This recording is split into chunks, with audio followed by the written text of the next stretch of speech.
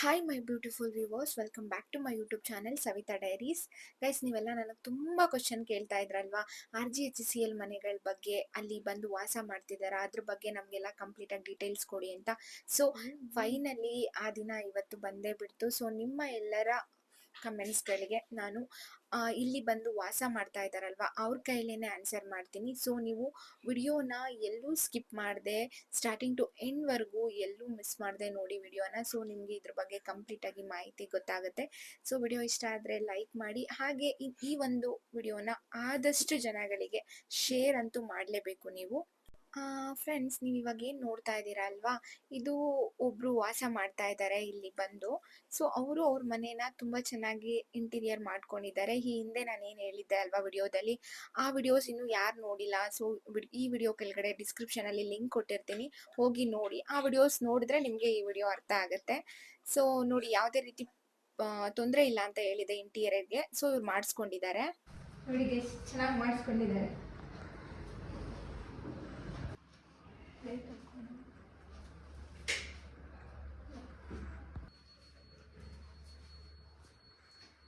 ಇದು room 1 BHK ಇಲ್ಲಿರೋದಲ್ಲ. 1 BHKಗೂ ರೂಮಲ್ಲೂ cupboard ಮಾಡಿಸ್ಕೊಂಡಿದ್ದಾರೆ. Cupboard ಎಲ್ಲ ಇರಲಿಲ್ಲ ಮುಂಚೆ, ಇದು ಇವರೇ ಮಾಡಿಸ್ಕೊಂಡಿರೋದು. ಹೀಗೆ ಪವರ್ಗೆ ಯಾವುದೇ ರೀತಿ ತೊಂದರೆ ಇಲ್ಲ ಗೈಸ್. ಅವ್ರಿಗೆ ಸ್ವಲ್ಪ ಕಂಫರ್ಟಬಲ್ ಇಲ್ಲ ಕ್ಯಾಮ್ರಾ ಮುಂದೆ ಬಂದು ಹೇಳಕ್ಕೆ, ಬಟ್ ಆನ್ಸರ್ ಹೇಳಿದ್ರು ಅವರು, ಇಲ್ಲ ನೀರಿಗೆ ಪವರ್ಗೆ ಯಾವುದೇ ರೀತಿ ತೊಂದರೆ ಇಲ್ಲ ಅಂತ ಹೇಳಿದ್ದಾರೆ. ನಾನು ನಿಮಗೆ ಒಂದು ಎಕ್ಸಾಮ್ ಇದ್ದೀನಿ, ನೋಡೋಣ. ಮುಂದೆ ಬೇರೆ ಯಾರಾದರೂ ಮಾತಾಡೋಂಗಿದ್ರೆ ನಾನು ಅವ್ರ ಕೈಲೂ ಮಾತಾಡಿಸ್ತೀನಿ.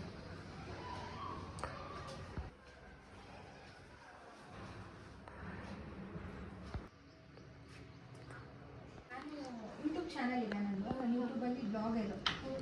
ನಾವು ಬಂದಾಗಲೇ ನವೆಂಬರ್ 30ಕ್ಕೋ ಏನೋ ಬಂದಿದ್ದು ನಾವು. ಆವಾಗ ಗೃಹ ಪ್ರವೇಶ ಮಾಡ್ಕೊಂಡೆ ಬಂದ್ವಿ. ವಾಸನೆ ಇದೀವಿ ನಾವು, ಅಲ್ಲಿ ಫುಲ್ ಖಾಲಿ ಮಾಡ್ಕೊಂಡು ಇಲ್ಲಿಗೆ ಬಂದ್ಬಿಟ್ವಿ. ಎರಡೆರಡು ಕಡೆ ಬಾಡಿಗೆ ಕಟ್ಟಕ್ಕಾಗಲ್ಲಪ್ಪ. ನಮಸ್ಕಾರ ಸರ್. ನಮಸ್ತೆ ಸರ್, ಅದೇ ನಂದು ಯೂಟ್ಯೂಬ್ ಚಾನಲ್ ಇದೆ. ಸೊ ನಾನು ಮುಂಚೆ ಇಲ್ಲಿನ ಕನ್ಸ್ಟ್ರಕ್ಷನ್ ಆಗ್ತಿತ್ತಲ್ವಾ, ಅವಾಗ್ಲೇನೆ ನಾನು ಇಲ್ಲಿ ಬಂದು ವಿಡಿಯೋ ಮಾಡಿದ್ದೆ. ನನ್ನ ಸಬ್ಸ್ಕ್ರೈಬರ್ಸ್ ಯಾರಾದ್ರೂ ಹೆಲ್ಪ್ ಆಗ್ಲಿ, ಮನೆಗಳು ತಗೊಳ್ಳೋರಿದ್ರೆ ಅಪ್ಲೈ ಮಾಡ್ಲಿ ಅಂತ ಹೇಳ್ಬಿಟ್ಟು. ಸೊ ಅದ್ರ ಬಗ್ಗೆ ನಾನು ಕಾವೇರಿ ಭವನ ಹತ್ರನೂ ಹೋಗಿ ಇದ್ರ ಬಗ್ಗೆ ಡೀಟೇಲ್ಸ್ ಎಲ್ಲ ಕಲೆಕ್ಟ್ ಮಾಡಿ ನಾನು ನೀಟಾಗಿ ಇನ್ಫಾರ್ಮೇಶನ್ ಎಲ್ಲ ಕೊಟ್ಟಿದ್ದೆ. ಈಗ ತುಂಬಾ ಜನ ಅಪ್ಲೈ ಮಾಡಿದ್ದಾರೆ. ಸೊ ಇವಾಗ ಕೆಲವ್ರು ಏನ್ ಮಾಡಿದ್ದಾರೆ, ಸ್ವಲ್ಪ ನೆಗೆಟಿವಿಟಿ ಸ್ಪ್ರೆಡ್ ಮಾಡಿದ್ದಾರೆ. ಅಲ್ಲಿ ನೀರ್ ತೊಂದ್ರೆ ಇರುತ್ತೆ, ಕರೆಂಟ್ ತೊಂದ್ರೆ ಇರುತ್ತೆ, ಮತ್ತೆ ಸೇಫ್ಟಿ ಇದೆಯಾ, ಮತ್ತೆ ನಾವ್ ಅಷ್ಟು ಅಮೌಂಟ್ ಇನ್ವೆಸ್ಟ್ ಮಾಡಿ ತಗೊಳ್ಳೋದಕ್ಕೆ ವರ್ತ್ ಇದೆಯಾ ಅಂತ ಎಲ್ಲ ಈ ತರ ತುಂಬಾ ಡೌಟ್ಸ್ ಬಂದಿದೆ ಅವರಿಗೆ. ಸೊ ನೀವು ಇಲ್ಲಿ ಬಂದಿ ವಾಸ ಮಾಡ್ತಾ ಇದ್ದೀರಾ ಅಲ್ವಾ, ಮತ್ತೆ ವಾಸ ಮಾಡ್ತಾ ಇದ್ದಾರಾ ಇಲ್ಲಿ ಬಂದಿ ಅಂತ ಕೂಡ ಕೇಳಿದ್ರು. ಸೊ ನಾನು ನೋಡಿದ್ನಲ್ವಾ, ತುಂಬಾ ಜನ ಬಂದು ಇಲ್ಲಿ ವಾಸ ಮಾಡ್ತಾ ಇದ್ರು. ಸೊ ಯಾಕೆ ನಾನು ಅವ್ರ ಹತ್ರನೇ ಮಾತಾಡ್ಸೋಣ, ಆ ಡೌಟ್ಸ್ ಎಲ್ಲ ಕ್ಲಿಯರ್ ಮಾಡ್ಸೋಣ ಅಂತ ಹೇಳ್ಬಿಟ್ಟು ಬಂದಿರೋ ಅಂತದ್ದು. ಸೊ ನೀವು ಇಲ್ಲಿ ಬಂದು ಎಷ್ಟು ತಿಂಗಳಾಯ್ತು ಸರ್? ನಾವು ಇಲ್ಲಿಗೆ ಬಂದು 4 ತಿಂಗಳು ತುಂಬಿದೆ. ನವೆಂಬರ್ ತಿಂಗಳಲ್ಲಿ ವಾಸಕ್ಕೆ ಬಂದಿದ್ದೀವಿ. ಗೃಹಪ್ರವೇಶ ಮಾಡ್ಕೊಂಡು ವಾಸಕ್ಕೆ ಬಂದಿದ್ದೀವಿ. ಸರ್ಕಾರದಿಂದ ಒಂದು ನಮ್ಗೆ ಮನೆ ಇರ್ಲಿಲ್ಲ, ಏನೋ ಕಾಲ್ ಮಾಡಿದ್ರು.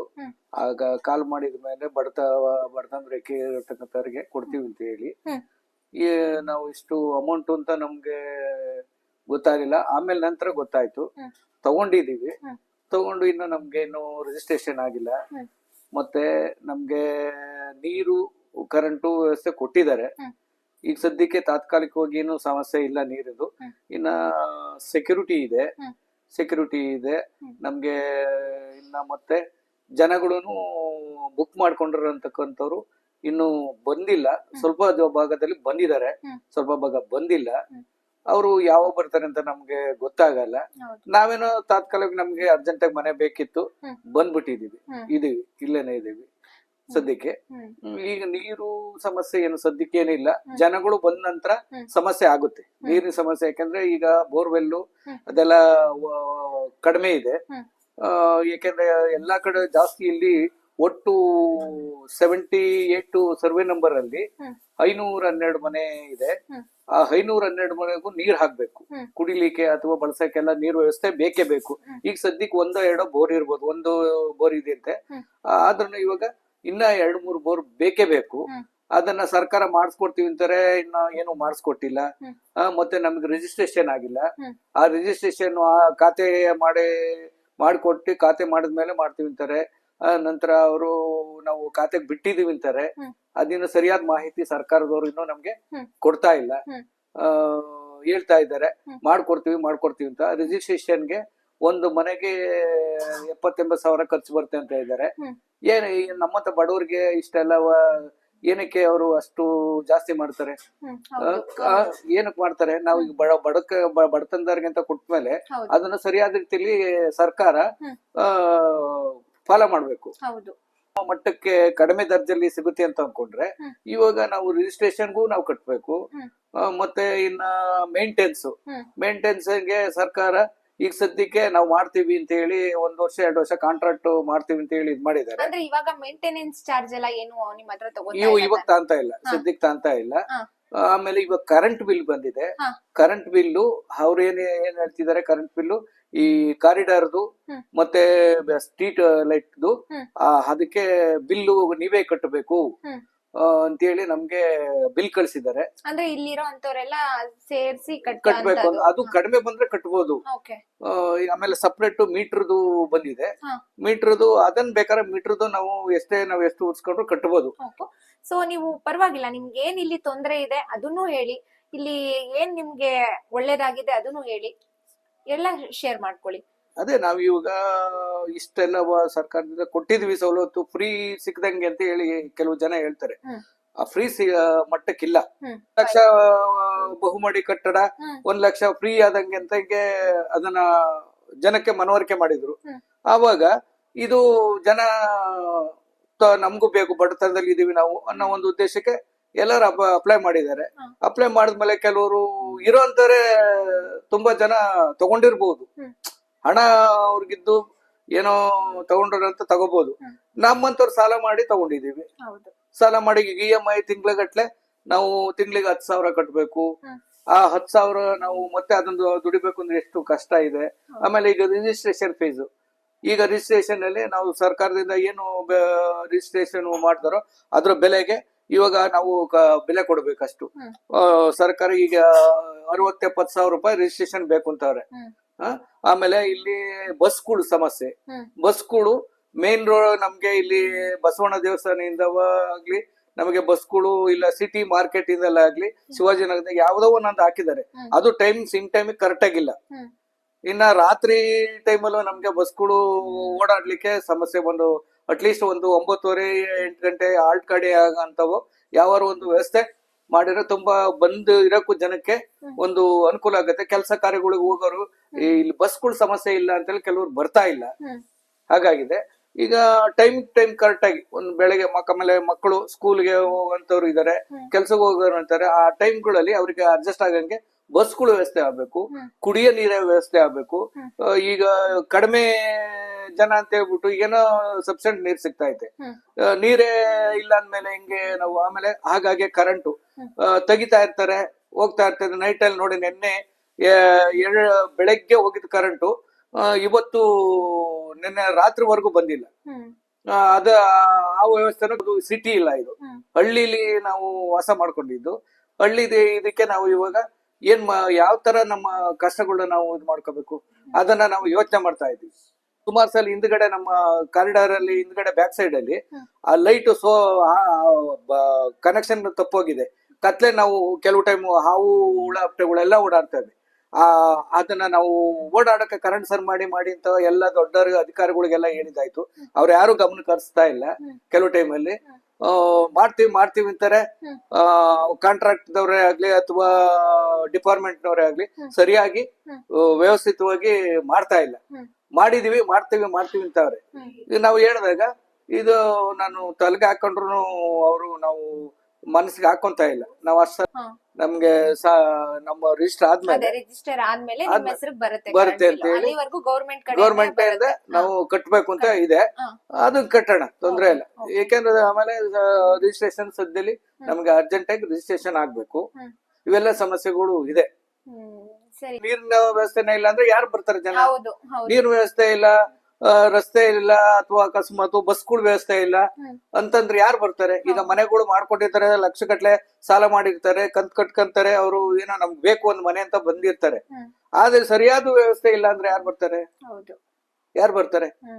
ಆದ್ರಿಂದ ಇವರು ಸರ್ಕಾರದವರು ಸರಿಯಾಗಿ ಬಡವರಿಗೆ ಏನ್ ಸೌಲಭ್ಯಗಳು ಬರುತ್ತೋ ಅದನ್ನ ತಕ್ಕ ರೀತಿಲಿ ಅದನ್ನ ಕ್ರಮವಾಗಿ ಮಾಡ್ಕೊಡ್ಬೇಕು ಸರ್ಕಾರದಿಂದ. ರಾಜೀವ್ ಗಾಂಧಿ ವಸತಿ ಆಗ್ಲಿನೇ ಅವರೇ ಆಗ್ಲಿ ಅವ್ರ ಸಂಬಂಧಪಟ್ಟವ್ರು ಏನಿದೆಯೋ ಅವರೆಲ್ಲ ಇದನ್ನ ಮನಸ್ಸಿನಲ್ಲಿ ಇಟ್ಕೊಂಡು ಮಾಡ್ಕೊಡ್ಬೇಕು. ಬಡವರಿಗೆ ಅಂತ ಒಳ್ಳೇದಾಗ್ಬೇಕು. ಸರ್ಕಾರ ಬಡವರಿಗೆ ಅಂದ್ರೆ ಎಲ್ಲಿ ಬಡವರಿಗೆ ಏನ್ ಕೊಟ್ಟಿದ್ದಾರೆ, ಏನು ಯಾವ ರೀತಿ ಮಾಡ್ತಾವ್ರೆ, ಸುಮ್ನೆ ತೋರಿಸ್ತಾರೆ, ಏನೋ ಇದ್ ಮಾಡ್ತಾರೆ. ಈಗ ನೋಡಿ ಇವೆಲ್ಲ ಏನಿಲ್ಲ, ಫ್ರೀ ಮಟ್ಟಕ್ಕೆ ಮಟ್ಟ ಹೋಗಿ ಇವಾಗ ಈ ರೀತಿ ಆಗಿದೆ. ಇದನ್ನ ಫ್ರೀ ಅಂತ ಹೇಳೋದಕ್ ಬರಲ್ಲ. ಲಕ್ಷಗಟ್ಲೆ ಬಡವರು ನಾವು ಈ ನಮ್ಮಂತವ್ರು ಬಡವ ನೌಕರಿ ಮಾಡ್ಕೊಂಡು ಇರೋಂತವ್ರು ನಾವೆಲ್ಲಿಂದ ಇದ್ ಮಾಡ್ಬೇಕು? ಇಷ್ಟು ಲಕ್ಷನೇ ಬೇಕು, ಅಷ್ಟು ಲಕ್ಷಕ್ಕೆ ಇಷ್ಟು ಅಂತೇಳಿ ಫಿಕ್ಸ್ ಮಾಡಿ ಇವಾಗ ಮತ್ತೆ ಈಗ ಜನಕ್ಕೆ ಈ ವಸ್ತು ತಗೊಂಡವ್ರಿಗೆ ಜಾಸ್ತಿ ಮಾಡಿದ್ದಾರೆ. ಕೆಲವರು ಇವಾಗ ನಮ್ಗೆ ನಾವು ತಗೊಂಡಾಗ ಎಷ್ಟಿತ್ತು? ಕಡಿಮೆ ಇತ್ತು. ನಾವು ಮುಂಚೆ ತಗೊಂಡಾಗ 7.5 ಲಕ್ಷ ಅಮೌಂಟ್ ಕಟ್ಬೇಕಾಯ್ತು, ಸಬ್ಸಿಡಿ ಕಳೆದು ಅಂತ. ಇವಾಗ ಏನೋ 10 ಲಕ್ಷ ಸಬ್ಸಿಡಿ ಕಳ್ದೇನೆ 10.5 ಲಕ್ಷ ಕಟ್ಬೇಕು ಏನೋ ಅದು ಇದೆ ಅಂತ ಹೇಳಿದ್ರು. ಅದ್ರಿಂದವ ಅದು ಯಾಕೆ ಆತರ ಸರ್ಕಾರ ಮಾಡಿದ್ರು ಅದು ಒಂದು ಮಾಹಿತಿ ಬೇಕಲ್ಲ. ಸರ್ಕಾರ ಇವಾಗ ಅವರೆಲ್ಲ ಬಡವರಂತಾರೆ ಏನೋ ಅವಾಗ ಇವಾಗ್ಲೂ ಹಾಕಿದ್ದಾರೆ, ಅಥವಾ ಬಡವರು ಇಲ್ದಲೆ ಮನೆ ಇಲ್ದಿರ್ತಕ್ಕಂಥವ್ರು ಹಾಕ್ಯವ್ರೆ, ಅಂತವ್ರಿಗೆ ಉಪಯೋಗ ಆಗ್ಬೇಕು. ಇದು ಸರ್ಕಾರದವರು ಯೋಜನೆಗಳಲ್ಲಿ ಅದನ್ನ ಇದ್ ಮಾಡ್ಬೇಕು. ಸರ್, ಇಲ್ಲಿ ಇದು ಅಡ್ರೆಸ್ ಬಂದು ನೀವು ಇಲ್ಲಿರೋ ಅಂತದ್ದು ಎಲ್ಲಿ? ಇದು ಅಡ್ರೆಸ್ ಇದು ಕುಕ್ನಹಳ್ಳಿ ಅಂತ ಹೇಳಿ ಸರ್ವೆ ನಂಬರ್ 78 ಸರ್ವೆ ನಂಬರ್ ಅಲ್ಲಿ ನಾವು ವಾಸ ಆಗಿರೋದು. ಇವಾಗ ಈ ರಾಜೀವ್ ಗಾಂಧಿ ವಸತಿ ಯೋಜನೆ ನಿಗಮದಿಂದ ಆಯ್ಕೆ ಮಾಡ್ಕೊಂಡಿರೋದು ಮನೆ ಇವು. ನಾವು ಇದಕ್ಕಿಂತ ಮುಂಚೆ ಹಟ್ಟೂರ್ ಲೇಔಟ್, ಯಲಂಕ ಪಕ್ಕ ಹಟ್ಟೂರ್ ಲೇಔಟ್ ಅಂತಲ್ಲಿ ವಾಸ ಇದ್ವಿ. ಅಲ್ಲಿ ಸುಮಾರು 35 ವರ್ಷ 40 ವರ್ಷದಿಂದ ಅಲ್ಲೇ ವಾಸ ಇದ್ವು. ಅಲ್ಲಿ ರೆಂಟಲ್ಲೇ ಬಾಡಿಗೆ ಇದ್ವಿ. ಅಲ್ಲಿ ಯಾವುದೇ ನಮ್ಗೆ ಸರಿಯಾದ ರೀತಿಲಿ ವ್ಯವಸ್ಥೆ ಇರ್ಲಿಲ್ಲ. ವಸತಿ ಕೆಲವು ಟೈಮ್ ಎಲ್ಲ ಕೊಟ್ರು ನಮ್ಗೆ ಅದು ಫಲಾನುಭವಿ ಸಿಗ್ಲಿಲ್ಲ.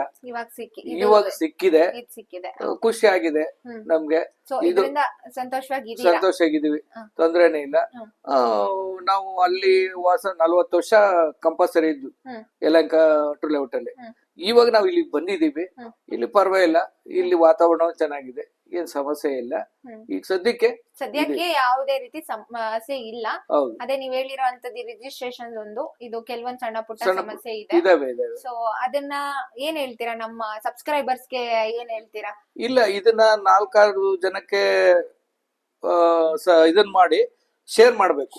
ಶೇರ್ ಮಾಡಿ ಅವ್ರಿಗೂ ಉಪಯೋಗ ಆಗೋ ರೀತಿ ಇರ್ಬೇಕು, ಅವ್ರಿಗೂ ಉಪಯೋಗ ಆಗ್ಲಿ. ಯಾಕೆಂದ್ರೆ ನಮ್ಮಂತೆ ಅವ್ರಿಗೂ ಕೆಲವರಿಗೆ ಉಪಯೋಗ ಆದ್ರೆ ನಮಗೂ ಒಂಥರ ಸಂತೋಷ. ಈ ಇದನ್ನ ನಿಮ್ಮ ಚಾನಲ್ನವರು ಅವ್ರಿಗೂ ನಮ್ಮ ಬೇರೆ ಕಡೆಗೆ ವರ್ಗಾವಣೆ ಮಾಡಿದ್ರೆ, ಶೇರ್ ಮಾಡಿದ್ರೆ, ತುಂಬಾ ಜನ ಎಲ್ಲ ಶೇರ್ ಮಾಡಿದ್ರೆ ವಿಡಿಯೋ ಇದಕ್ ಸಂಬಂಧಪಟ್ಟವರಿಗೆ ಆದ್ರೂ ರೀಚ್ ಆಗೋವರೆಗೂ ಶೇರ್ ಮಾಡಿ ಅದ್ರಿಂದ ಅವ್ರಿಗೂ ಗೊತ್ತಾಗುತ್ತೆ ಏನೇನ್ ಸಮಸ್ಯೆ ಇದೆ ಅಂತ ಅವ್ರಿಗೂ ಗೊತ್ತಾಗುತ್ತೆ. ಹೌದು, ಇದನ್ನ ನಿಮ್ಮ ಚಾನೆಲ್ನವರು ಮಾಡ್ಕೊಡಿ. ನಂತರ ಸರ್ಕಾರಕ್ಕೂ ಅದನ್ನ ಮನವರಿಕೆ ಆಗ್ತದೆ. ಅದನ್ನ ನೀವು ಮುಂದುವರಿಸಿ. ನಮಗೂ ಒಳ್ಳೇದಾಗ್ಲಿ, ಎಲ್ಲರಿಗೂ ಒಳ್ಳೇದಾಗ್ಲಿ ಅಂತ ನಾನು ಹೇಳ್ತಾ ಇದ್ದೀನಿ. ಈ ತರ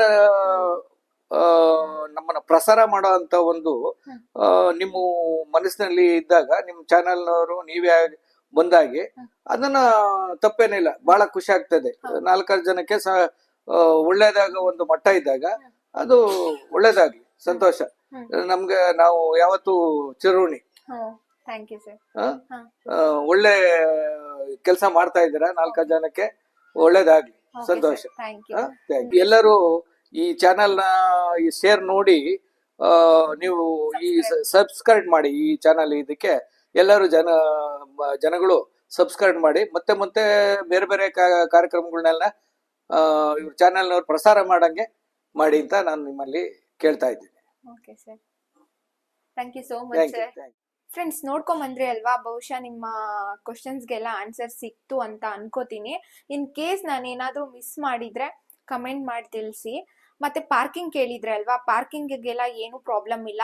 ಆರಾಮಾಗಿ ನಿಮ್ದು ಏನಿರುತ್ತೆ, ಬೈಕ್ ಇರುತ್ತಾ, ಕಾರ್ ಇರುತ್ತಾ, ಅದೆಲ್ಲ ನೀವು ನಿಮ್ಮ ಮನೆ ಹತ್ರ ಅಕ್ಕಪಕ್ಕ ಮುಂದೆನೆ ನಿಲ್ಸ್ಕೋಬಹುದು.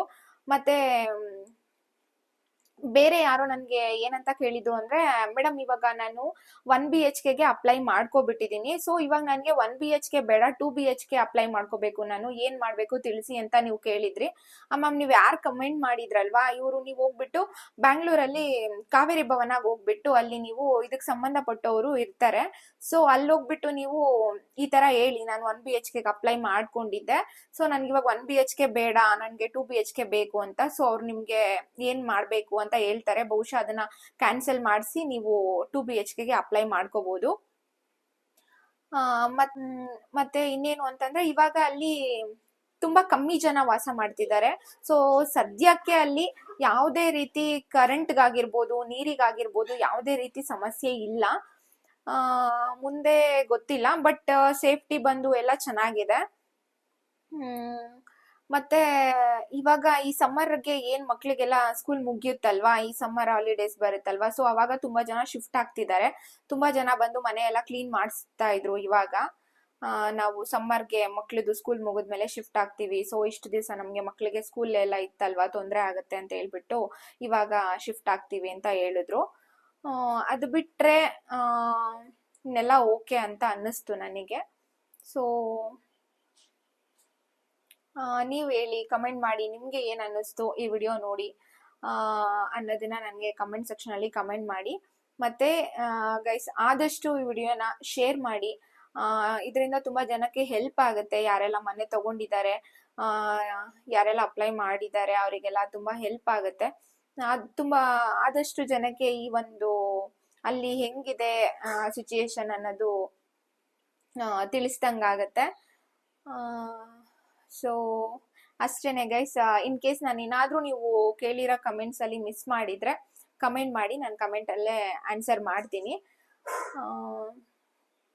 ಅಷ್ಟೇನೆ. ಸಿಗ್ತೀನಿ ನೆಕ್ಸ್ಟ್ ವ್ಲಾಗ್ ಅಲ್ಲಿ. ಅಲ್ಲಿವರೆಗೂ ಟೇಕ್ ಕೇರ್, ಬಾಯ್.